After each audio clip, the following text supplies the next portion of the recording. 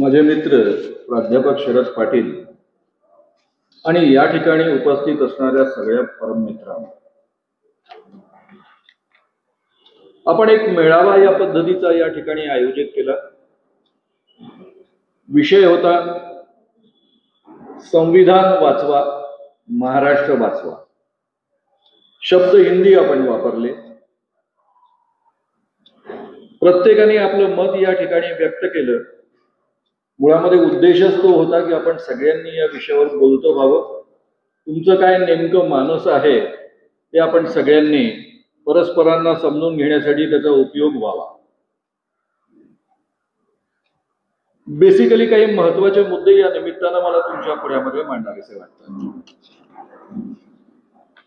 माझी आधीची भाषणं काही लोकांनी ऐकलेली आहे,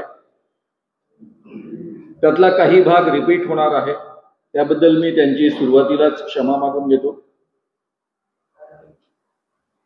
ॲडव्होकेट मिर्झा साहेबांनी हा प्रश्न उपस्थित केला की आता महाराष्ट्राच्या निवडणुका आहे विधानसभेच्या, त्यामध्ये संविधानाचा मुद्दा असं पाहिलं तर जास्त संबंधित नाही। त्याच्यापासूनच मी सुरुवात करतो। मित्रांनो, सामाजिक क्षेत्रामधली जी माणसं काम करत आहेत त्यांचा हा मेळावा आहे। आपल्यापैकी मेजॉरिटी लोक फुले शाहू आंबेडकरांचे विचार मानतात। काही लोक गांधींचे विचार मानणारे आहेत, तेही स्वतःला पुरोगामी समजतात। आणि काही लोक संतांचे विचार जे मांडणारे आहेत तेही स्वतःला पुरोगामी समजतात। आणि या तिन्ही वर्गांना स्वतःला पुरोगामी समजण्याचा पुरेपूर अधिकार आहे। हा जो पुरोगामी महाराष्ट्र झालेला आहे त्यामध्ये 3 समृद्ध परंपरा महाराष्ट्रामध्ये राहिलेल्या आहेत।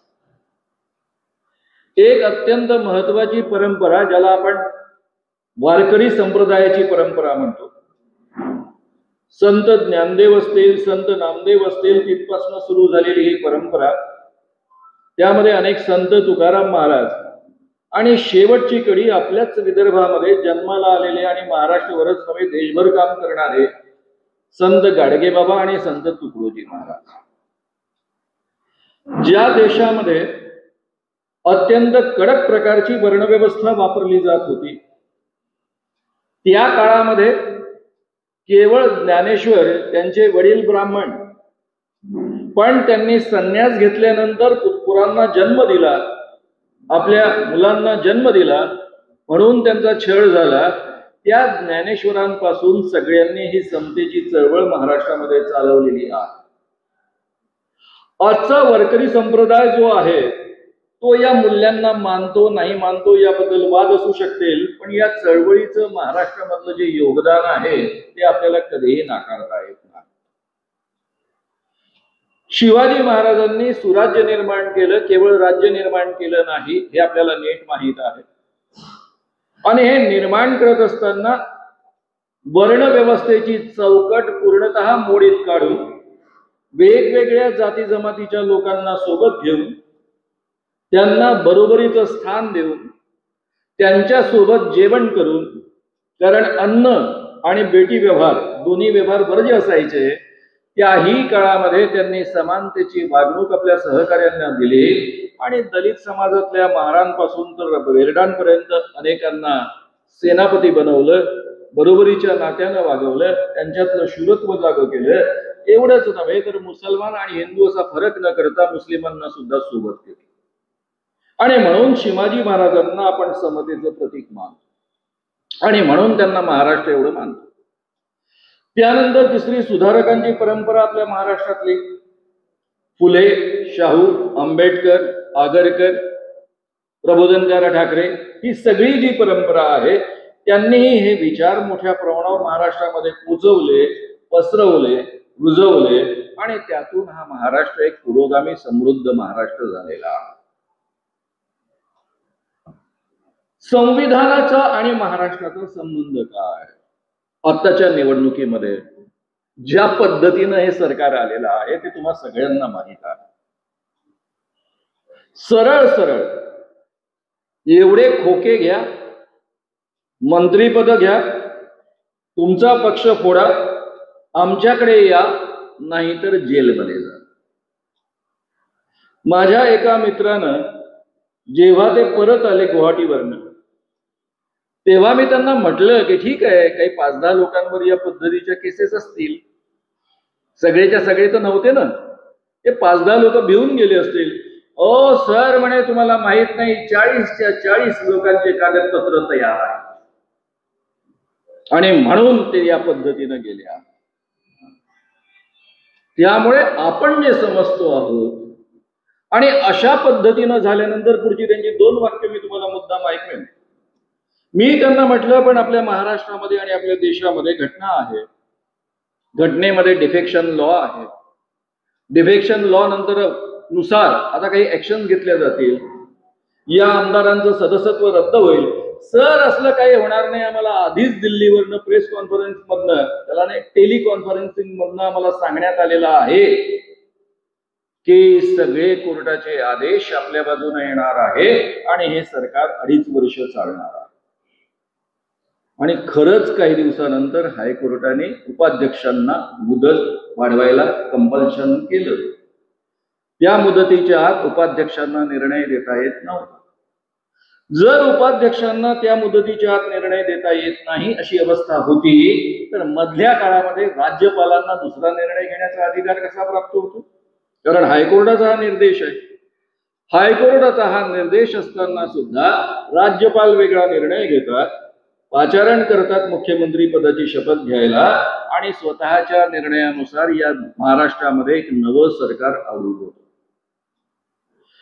मी जेव्हा माझ्या या मित्राला, माजी मंत्री असणाऱ्या मित्राला जेव्हा म्हटलं, हो सुप्रीम कोर्ट आहे ना नंतर, सर काळजी करू नका, सुप्रीम कोर्टाचाही निर्णय असा येणार आहे की आमचं सरकार 2.5 वर्ष चालणार आहे.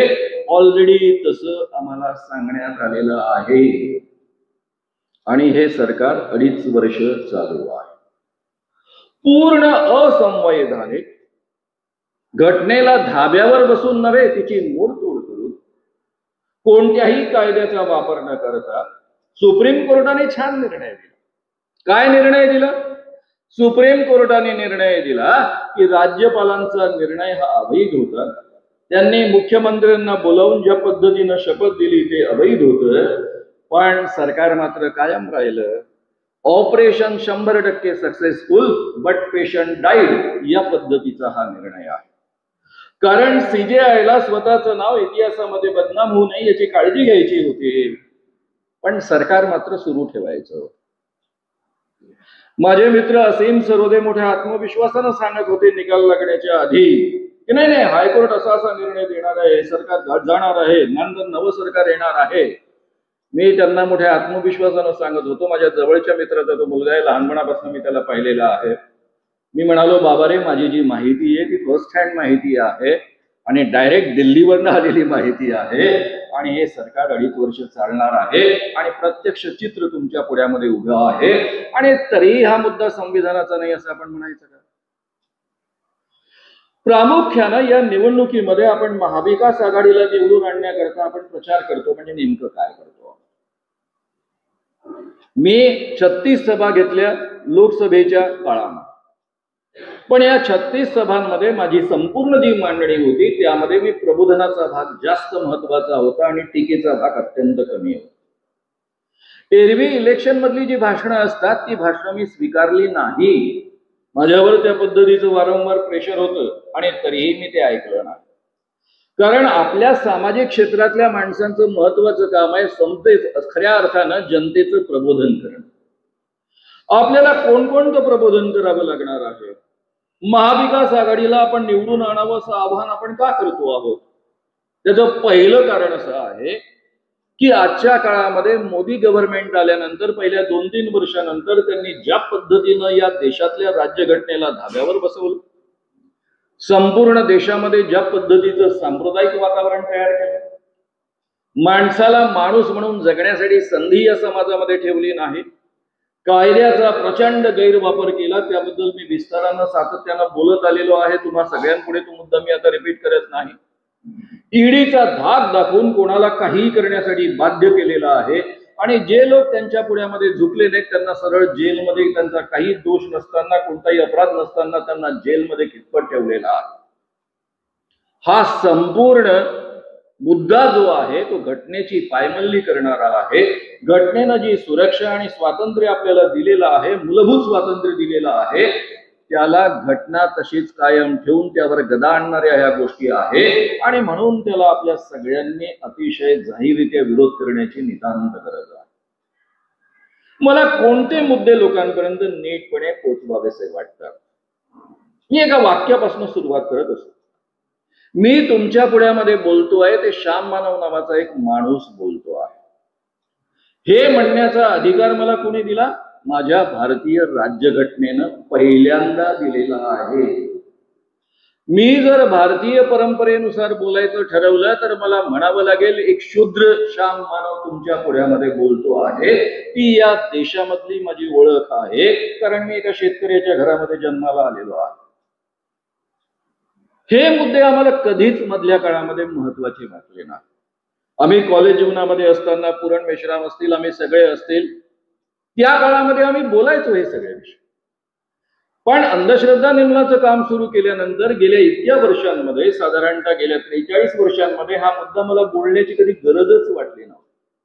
असं वाटायचं आपण पुढे गेलो आहोत, आपण पुढची वाटचाल करतो आहोत, जुने मुद्दे उखडून काढण्याची काय गरज आहे. मधल्या काळामध्ये मी एका बाबाला एक्सपोज करत असताना, धीरेंद्र कृष्ण महाराज त्याचं नाव, मला एक हरिद्वार मधल्या एका मोठ्या बाबाचा फोन आला. ते म्हणाले, मानव साहब हम आपके साथ में काम करना चाहते हैं, अंधविश्वास का काम हम भी करना चाहते हैं, लेकिन आपके मन में किसी प्रकार का अंधविश्वास नहीं है? नहीं है। बोले आपने कॉन्स्टिट्यूशन पढ़ी है? हाँ, पढ़ना ही पड़ता है। आपने उसकी प्रिएम्बल, उसकी प्रस्तावना पढ़ी है? जी हाँ, पढ़ी है। फिर बोले, मानव साहब उसमें लिखा है वी द इंडियन पीपल, हम भारतीय लोग, यानी ये कॉन्स्टिट्यूशन भारतीय लोगों ने तैयार की और अपने आप को समर्पित की, इसके बारे में आपको क्या लगता है? मैंने बोला बात सही है, हम भारतीयों ने ये कॉन्स्टिट्यूशन तैयार की है और अपने आप को समर्पित की है। मानव साहब उस समय ये प्रस्तावना जब लिखी गई थी तो आप वहां हाजिर थे क्या? पंडित जवाहरलाल नेहरूंनी 1946 साली ही प्रस्तावना लिहिली, संविधान सभेमध्ये ती सादर केली आणि ती मान्य झाली. पुढे तो साहब मेरा जन्म तो 51 में हुआ है, तो मैं कैसे वहां हाजिर रह सकता हूं? अगर आप वहां हाजिर नहीं थे तो फिर आप कैसे मानते हो कि ये संविधान आपने निर्माण किया है और अपने आप को समर्पित किया है? ये सबसे बड़ा अंधविश्वास नहीं है क्या? मैं म्हणालो आपकी बात बिल्कुल सही है, क्योंकि ये जो संविधान है ये हम आम आदमियों ने अपने आप के लिए निर्माण किया है और हमने अपने आप को वो समर्पित किया है और अपने आप को हम इंसान है कर डिक्लेयर किया। आपका ये संविधान नहीं है, मैं जानता हूं। जो ब्राह्मण के मुख से पैदा हुए और डायरेक्टली पृथ्वी पर टपके हैं, उनका ये संविधान नहीं है। उनका संविधान इस देश में 2 से 2,500 साल तक चल रहा था, उसे मनुस्मृति कहते हैं, और उसी को गाड़कर ये संविधान निर्माण हुआ है। मित्रांनो, हे आज सांगण्याची का गरज पडते आहे? कारण आपण काय होतो आणि कुठे आलो याची आपल्याला खरंच जाणीव नाही, कल्पना नाही. कारण आपण मेजॉरिटी लोक सगळे स्वातंत्र्यानंतर या देशामध्ये जन्माला आलो. मी या ठिकाणी केवळ 2-3 गोष्टींचा उल्लेख करून पुढे जाणार आहे, कारण जे व्यावहारिक तपशील आहे त्याबद्दल आपण नंतर सगळे निर्णय घेणार आहोत. आपली एक समन्वय समिती डिक्लेअर होणार आहे. शरद पाटील त्यामध्ये पुढाकार घेतील आणि त्यानंतर त्यांच्या माध्यमातून पुढच्या आपल्या सगळ्या योजना ज्या आपल्याला आखायच्या आहेत त्या आखायच्या. पण मला हे सगळे मुद्दे का मांडावेसे वाटतात? आपल्या समाजामध्ये सरळ सरळ 2 भाग आहेत. संविधान म्हणजे डॉक्टर बाबासाहेब आंबेडकर, त्यांचे अनुयायी, आणि हे संविधान केवळ आदिवासींकरता आहे आणि शेड्यूल कास्ट करता आहे. खरं आहे, हे फार मोठं षडयंत्र आहे या देशामध्ये. आणि म्हणून मी एका घटनेपासून सुरुवात करतो. 1920 साली काँग्रेसचं अधिवेशन महाराष्ट्रामध्ये नागपूरमध्ये भरलं. लोकमान्य टिळकांचा 1 ऑगस्टला मृत्यू झाला होता आणि 25 डिसेंबरला हे संमेलन झालं. त्यामध्ये महात्मा गांधी म्हणतात, त्यांचं वाक्य फार सुंदर आहे, मी शॉर्ट मध्ये तुम्हाला सांगतो. या अंत्य संमेलनामध्ये बोलताना ते म्हणतात, मैं एक सनातनी हिंदू हूं, छुआछूत की प्रथा एक पाप है और इसे खत्म किया जाना चाहिए। जाति के आधार पर भेदभाव करता है वह सनातनी हिंदू नहीं हो सकता है। कल्पना करा की आतापर्यंत लोकमान्य टिळक काँग्रेसचे पुढारी होते, महात्मा गांधी 1915 मध्ये भारतामध्ये आले, अजून ते काँग्रेसचे सर्व पुढारी बनायचे आहेत। काँग्रेस संपूर्णतः उच्चभ्रू हिंदूंची प्रामुख्याने आहे। अशा अवस्थेमध्ये महात्मा गांधी हे विचार मांडतात। त्यांना सुनावलं जातं की तुम्ही भगवद्गीतेला मानता, भगवद्गीतेमध्ये ही मांडणी झालेली आहे, मनुस्मृतीमध्ये ही मांडणी झालेली आहे, ऋग्वेदाच्या पुरुष सूक्तामध्ये ही मांडणी झालेली आहे, ब्रह्म्याच्या मुखातनं ब्राह्मणांचा जन्म आणि पायातनं शूद्रांचा जन्म, अशी मांडणी असताना तुम्ही असं कसं काय बोलता? त्यावर महात्मा गांधी म्हणतात की जे मानव जातीला हितकारक नाही आणि जे माझ्या सत्सद विवेक बुद्धीला पटत नाही ते धर्मग्रंथात काही लिहिलेलं असलं तरी मी मान्य करणार नाही। आणि तिथून संपूर्ण काँग्रेस वेगळं वळण। का मी हे बोलतोय? कारण फक्त 20 वर्षापूर्वीची घटना 1899, शाहू महाराज पंचगंगेमध्ये स्नान करत असताना त्यांचा भटजी, त्यांचा नोकरीमध्ये असलेला ब्राह्मण पुराणोक्त मंत्र म्हणत होता। त्यांनी त्याला प्रश्न विचारला, तू वेदोक्त मंत्र का नाही म्हणत? त्यांच्या पदरी नोकर असणारा ब्राह्मण म्हणतो, महाराज तुम्ही जरी राजे असला तरी तुम्ही शूद्र आहात जन्मानं, त्यामुळे तुम्हाला वेद ऐकण्याचा अधिकार नाही। त्यामुळे मला जरी वेदांमधले मंत्र येत असले तरी मी तुमच्या पुढ्यामध्ये ते म्हणणार नाही। शाहू महाराजांना राग येतो, ते त्याला काढून टाकतात। काँग्रेसचे पुढारी लोकमान्य टिळक अग्रलेख आणि लेख लिहितात आणि त्यामध्ये जाहीर करतात की ही जी चर्चा सुरू आहे की शाहू महाराज शूद्र आहे की क्षत्रिय आहे, या चर्चेला काही अर्थ नाही। कारण कलियुगामध्ये केवळ 2च वर्ण आहे, एक ब्राह्मण आणि बाकीचे दोन्ही वर्ण सस्पेंड झालेले आहेत, त्यामुळे उरलेले सारेचे सारे शूद्र आहेत। त्यामुळे शाहू महाराज जन्माने शूद्र आहेत, त्यांना वेद ऐकण्याचा अधिकार नाही। ब्राह्मणांनी जे केलं ते योग्य केलेलं आहे, उलट त्याच्यावर जो काही निर्णय शाहू महाराजांनी घेतला त्यामुळे अन्याय झालेला आहे। लोक प्रश्न विचारतात, मग शिवाजी महाराजांचं काय? त्यावर लोकमान्य टिळक उत्तर देतात की शिवाजी महाराजांना गागा भट्टाने केवळ राज्याभिषेकापुरता त्यांचा अपवाद केला होता। शिवाजी महाराजांचे सगळेच्या सगळे वंशज हे शूद्र आहेत। मी तुम्हाला दुसरा प्रश्न विचारतो, लोकमान्य टिळकांची विचार मांडणारी परंपरा जर काँग्रेसची परंपरा पुढे कायम राहिली असती आणि त्यांच्या नेतृत्वामध्ये या देशाला स्वातंत्र्य मिळालं असतं तर डॉक्टर बाबासाहेब आंबेडकर कुठे असते? महात्मा गांधींनी अत्यंत प्रयत्नानं ही जी 4 मूल्य आज आपण घटनेच्या प्रस्तावनेपासून स्वीकारतो, इक्वॅलिटी, फ्रॅटर्निटी, लिबर्टी आणि जस्टिस, ही 4ही मूल्य प्रयत्नपूर्वक 1920 नंतर त्यांच्या हाती जे नेतृत्व आलं काँग्रेसचं, ते आंदोलनामध्ये, स्वातंत्र्य आंदोलनामध्ये त्यांनी रुजवलं। वेगवेगळ्या जातीच्या धर्माच्या लोकांना बरोबरीनं घेतलं, त्यांना बरोबरीचं स्थान दिलं। या देशामधल्या स्त्रिया घराच्या बाहेर पडत नसत, त्यांना आंदोलनामध्ये सहभागी करून घेतलं।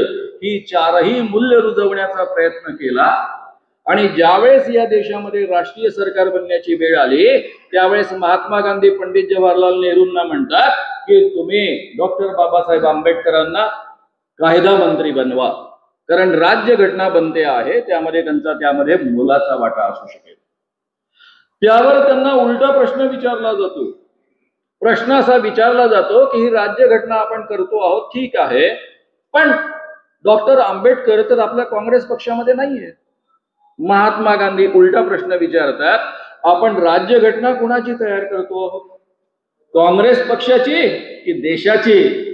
कारण महात्मा गांधींचं पुढचं एक वाक्य आहे जे कधी कधी मी वापरायला विसरतो, ते म्हणतात, हा माणूस या देशामधल्या शेवटच्या माणसाला आणि स्त्रियांना पूर्ण न्याय देईल याची मला खात्री आहे आणि म्हणून त्यांना तुम्ही सामील करून घ्या।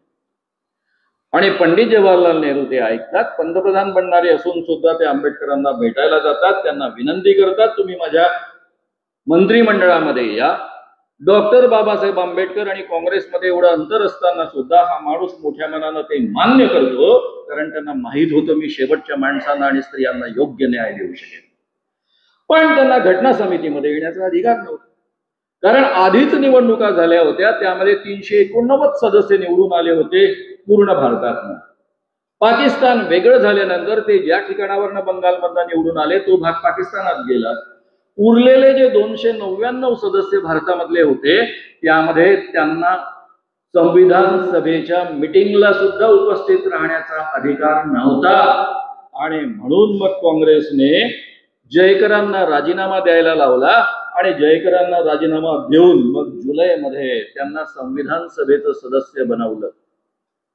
काँग्रेसने त्यांना मुंबई प्रांतामधनं निवडून आणलं, संविधान सभेमध्ये त्यांना अधिकृतरित्या येता यावं म्हणून. आणि मग ते ड्राफ्टिंग कमिटीचे खऱ्या अर्थानं प्रेसिडेंट बनू शकले आणि एवढी सुंदर राज्यघटना या देशामध्ये आम्हाला प्राप्त झाली. तुम्ही कोणत्याही जातीचे असा, कोणत्याही धर्माचे असा, कोणत्याही लिंगाचे असा, तरी तुम्हाला या देशामध्ये समान अधिकार मिळेल, समान संधी मिळेल, समानतेनं तुम्हाला वागवलं जाईल, बंधुतेनं हा देश चालेल, या पद्धतीची ही राज्यघटना निर्माण झालेली आहे. मित्रांनो, 2500 वर्ष आपण कसे जगत आलो होतो या समाजामध्ये. फुल्यांनी फार सुंदर वर्णन लिहून ठेवलं. ज्या समतेच्या शिवाजी महाराजांच्या सुराज्यामधनं पेशवाई निर्माण झाली, त्या पेशवाई मधली पुण्यामधली अवस्था काय होती. एखादा पददलित माणूस जर रस्त्यानं चालायचा असेल तर त्याला पायामध्ये चप्पल घालण्याचा अधिकार नव्हता. रणरट्या उन्हामध्ये सुद्धा त्याला अनवाणी पायाने चालावं लागायचं, मागे झाडू बांधावा लागायचा, गळ्यामध्ये मडकं बांधावं लागायचं, ही त्याची ओळख होती. आणि या देशामध्ये ज्यांना आपण पददलित म्हणतो किंवा अतिशूद्र म्हणतो त्यांची संख्या नेहमीच 40% आसपास राहिलेली आहे आणि इतर सगळ्या शूद्रांची संख्या 70% राहिली आहे. आणि लोकमान्य टिळकांच्या व्याख्येनुसार तर 95% शूद्र या देशामध्ये आहे. आपण काय होतो आणि कुठून कुठपर्यंत आलो याचं आपल्याला भान नसल्यामुळं आपल्याला आपल्या स्वतःच्या राज्यघटनेचं महत्व कळत नाही. हा प्रचार करत असताना आपल्याला हा संदेश नीटपणे लोकांपर्यंत पोहोचवायचा आहे. यांचं संविधान पेशवाई हे पुन्हा आणू इच्छित आहे, लपवून ठेवत नाहीत. RSSच्या प्रमुखांचं जाहीर वाक्य आहे की हे जे संविधान बनलेलं आहे ते भारतीय मूल्यांनुसार बनलेलं नाही, ही पाश्चात्य मूल्यांच्या आधारावर बनलेली राज्यघटना आहे. आम्हाला भारतीय मूल्यांनुसार ही राज्यघटना निर्माण करायची आहे, इतरांचं नव्हे, भागवतांचं हे वाक्य आहे.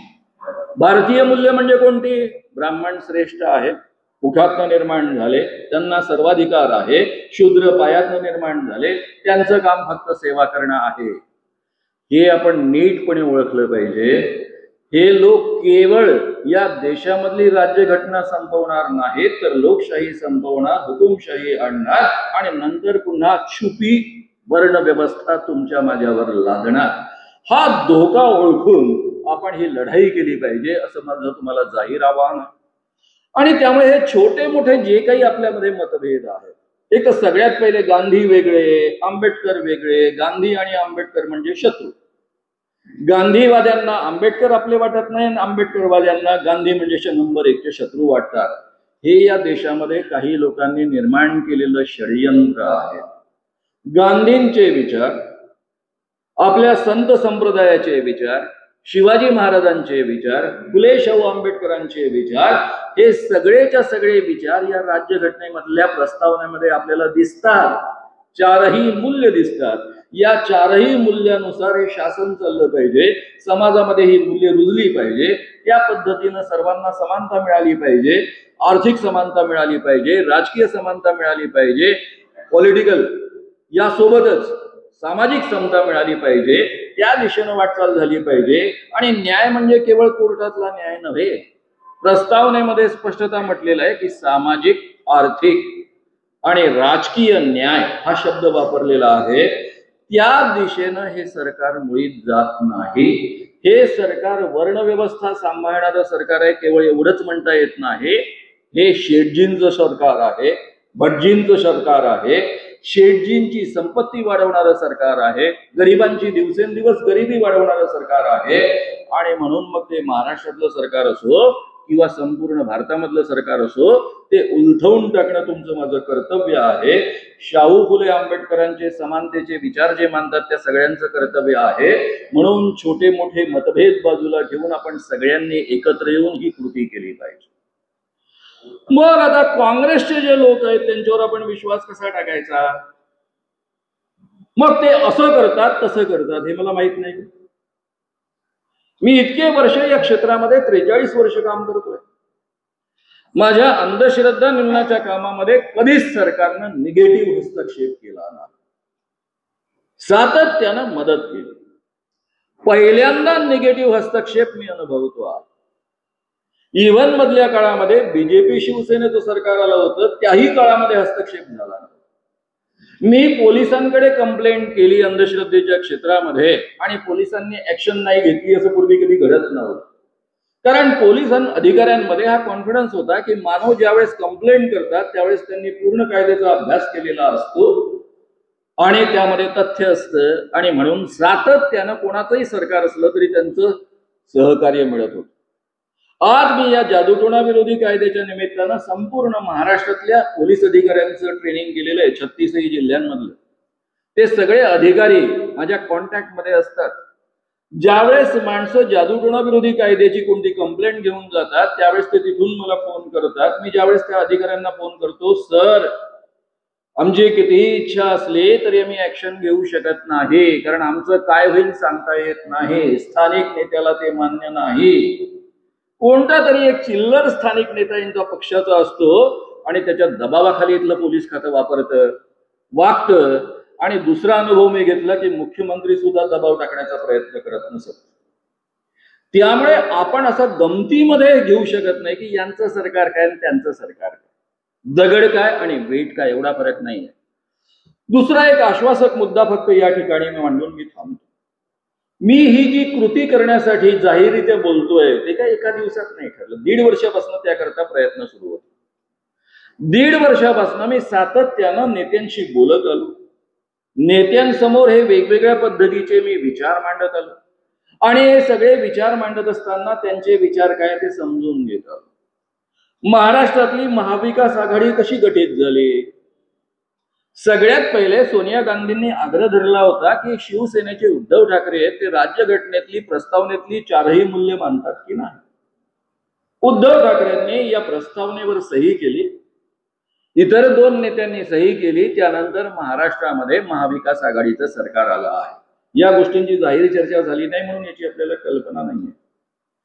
उद्धव ठाकरेंशी मी विस्तारानं अनेकदा बोललेलो आहे. प्रबोधनकार ठाकरेंचे विचार ते अतिशय मनापासून मानतात आणि स्वतःची असमर्थता जाहीर करतात की माझ्या आजोबांचे विचार तिथपर्यंत तुम्ही ते काम करत आहात, आम्ही तिथपर्यंत पोहोचू शकत नाही, याची आम्हाला खंत वाटते. शरद पवारांच्या विचारांबद्दल वेगळं काही बोलण्याची गरज नाही. त्यांना तुम्ही आणि मी 50 वर्षांपेक्षा अधिक काळापासून ओळखतो आहोत. आणि काँग्रेसमधल्या कोणाबद्दल जरी आपल्याला विश्वास वाटत असेल नसेल तरी एक नाव आहे जे अत्यंत आश्वासक आहे, त्याच्या आधारावर आपण बोलू शकतो. ते नाव म्हणजे राहुल गांधी. राहुल गांधींवर आपण का विश्वास ठेवू शकतो? कारण त्यांना आपल्या देशाची राज्यघटना त्यातली मूल्य ती अंमलात आणणं हे नेमकेपणानं कळतं आणि त्याबाबत ते आग्रही आहेत. त्यांना स्वतःला व्यक्तिगतरित्या सत्तेची लालसा नाही. माणूस 100% खरा माणूस आहे. खोटेपणा कधी ते करत नाहीत. सत्तेची लालसा नाही. वैचारिक दृष्ट्या पूर्णतः क्लॅरिटी आहे. मी जेव्हा त्यांची भेट झाली त्यावेळेस मी स्पष्टतः सांगितलं की आम्ही सामाजिक क्षेत्रातले सगळे लोक तुमच्या बाजूने का उभे राहू इच्छितो आहे, त्याच्या मागची ही कारणं आहेत. आणि म्हणून मित्रांनो आता ती प्रत्यक्षतः अंमलात आलेली आहे, अंमलात येत आहे. आता आपल्यापैकी काही लोकांनी हा प्रश्न उपस्थित केला होता की हे बेरोजगारांबद्दल काँग्रेस सरकार काय करणार आहे. याचा अर्थ आपण काँग्रेसचं न्यायपत्र वाचलेलं नाही. काँग्रेसचं न्यायपत्र त्याच्यावर मी सखोल अभ्यास केला. त्यावर एक संपूर्ण माझ्या युट्यूब चॅनलवर मी सिरीज केलेली आहे. आपल्या घटनेमध्ये जे आपल्याला अभिप्रेत होतं ते सगळंच्या सगळं आर्थिक क्षेत्रापासून सगळ्या क्षेत्रांमध्ये इव्हन शिक्षण क्षेत्रामध्ये येईल या पद्धतीचे प्रयत्न स्पष्टतः त्यामध्ये दिसून येतात. माझा जो आग्रह होता की वैज्ञानिक दृष्टिकोन या देशामध्ये रुजल्याशिवाय हा सांप्रदायिक विषाणू आहे तो आपल्याला संपवता येणार नाही. तोही मुद्दा खडगेंशी मी बोललो, राहुल गांधींशी मी बोललो होतो, शरद पवारांशी मी बोललो होतो आणि काँग्रेसच्या न्यायपत्रामध्ये तो नेमकेपणानं आलेला आहे. 2 ठिकाणी आलेला आहे. पुढच्या आमच्या शैक्षणिक अभ्यासक्रमांमध्ये आम्ही वैज्ञानिक दृष्टिकोन सुरुवातीच्या शालेय अभ्यासक्रमापासून रुजवू आणि एरवी सुद्धा समाजामध्ये वैज्ञानिक दृष्टिकोन रुजवण्याचा आम्ही प्रयत्न करू. वैज्ञानिक दृष्टिकोन रुजवणं म्हणजेच अंधश्रद्धा दूर करणं, अंधश्रद्धा दूर करणं म्हणजेच वैज्ञानिक दृष्टिकोन रुजणं.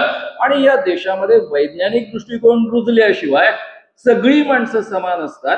कोणत्याही जातीमध्ये तो जन्माला आला तरी समान असेल.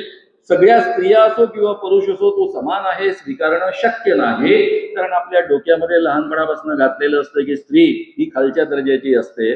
मग त्याच्यासाठी अनेक म्हणी आहे. पायातली वहाण पायातच ठेवावी पासून सगळं सुरू होतं. आणि दुसऱ्या बाजूनं ब्राह्मण श्रेष्ठ आहेत आणि बाकीचे शूद्र कनिष्ठ आहेत. हा संस्कार जर पुसायचा असेल तर वैज्ञानिक दृष्टिकोन तुमच्या मध्ये रुजल्याशिवाय आपण घटनेची मूल्य स्वीकारू शकत नाही, ती रुजवू शकत नाही. आणि म्हणून मित्रांनो, हे 3 आश्वासक चेहरे आपल्या समोर आहेत महाराष्ट्रामध्ये. राहुल गांधींचा शब्द अंतिम असतो काँग्रेसमध्ये. दुसऱ्या बाजूनं मी जेवढा संवाद उद्धव ठाकरेंशी केला त्यांच्याबद्दल खात्रीनं 4 गोष्टी बोलता येतात. आणि शरद पवारांना तर विचारांच्या बाबत कुठेही आपल्याला सांगता येत नाही. आणि त्यांनी हे सिद्ध केलंय. घरातली सगळी माणसं पळून गेली, 40 आमदार पळून गेले तरी तो माणूस डगमगला नाही, बीजेपी पुढे झुकला नाही. आणखी वेगळं तुम्हाला सांगण्याची त्याची गरज नाही.